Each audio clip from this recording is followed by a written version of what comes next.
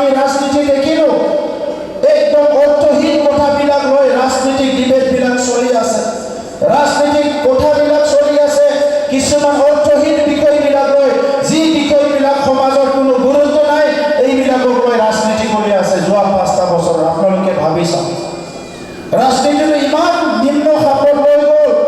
আজি মানুহে ৰাজনীতি নেতাবিলাকক কিমান বেয়া বেয়া গালি গালাজ কৰে, বেয়া বেয়া কথা কয়। আজি ৰাজনীতিটো এনেকুৱা হৈ গ'ল। আজিৰ পৰা 10-15 বছৰ আগত MLA এজনৰ ফটো যদি মাটিত পৰি থাকে মানুহে উঠাই থৈ দিছিলে। মন্ত্ৰী এজনৰ যদি ফটো পেপাৰত ছাপাই ইটো যদি ক'ৰবাত ৰাস্তাত পৰি আছে মানুহ এজনে চাফা কৰি উঠাই থৈ দিছিলে। আৰু আজিৰ সময়ত কোনো গুৰুত্ব নোহোৱা হৈ গ'ল, গুৰুত্ব নোহোৱা হৈ গ'ল। যি মানুহবিলাকে দেশ কৰিব আহিব, যি মানুহবিলাকে সমাজ গঢ়াৰ দায়িত্ব ল'ব, যি মানুহবিলাকে দেশ নিৰ্মাণ কৰিবলৈ আহিব, সেই মানুহবিলাক যদি অকল টকা পইচা পাৱাৰ বিভিন্ন বেয়া বেয়া ফটোবিলাক ওলাই থাকে তেনেহ'লে কাক সন্মান কৰিব? এনেকুৱা কৰিবলৈ নাপায়। ভাৰত স্বাধীন কৰিবলৈ 10 লাখ মানুহ শ্বহীদ হ'ব লগা হৈছে। বড়োলেণ্ড কাউন্সিল গঠন হ'বলৈ 8,000 মানুহ মৰিব লগা হৈছে। গতিকে আজি যিসকলে দায়িত্বত থাকিব এই কথাবিলাক মনত ৰাখিব লাগিব।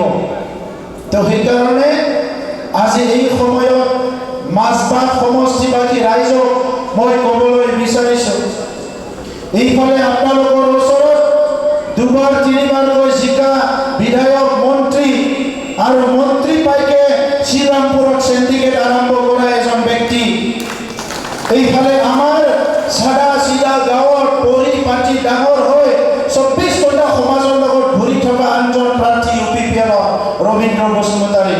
তো ৰাইজে নিৰ্ণয় কৰিব লাগিব, ৰাইজে নিৰ্ণয় সিদ্ধান্ত ল'ব লাগিব। পাৱাৰটো পাই পেলাই যিসকল মাতাল হৈ যায়, সমাজক যি কামবিলাক প্ৰয়োজন নাই সেই কামবিলাক কৰে, এই মানুহবিলাক প্ৰয়োজন না 24 ঘণ্টা সমাজক সন্মান কৰা, শ্ৰদ্ধা কৰা, সেৱা কৰা মানুহ প্ৰয়োজন?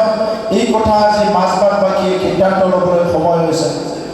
মই নিশ্চয় ভাবিম আজি মাইনৰিটিসকল, আদিবাসীসকল, আমাৰ গুজৰাটীসকল, বড়োসকল, যিমান জনগোষ্ঠী আছে এইবাৰ কিন্তু আণ্ডাৰ কাৰেণ্ট ভিতৰত যি কথা ভাবি আছে এটাই কথা, এইবাৰ কিন্তু চবে ট্ৰেক্টৰতে ভোট দিব, এইটো কিন্তু নিশ্চিত। তো সেইকাৰণে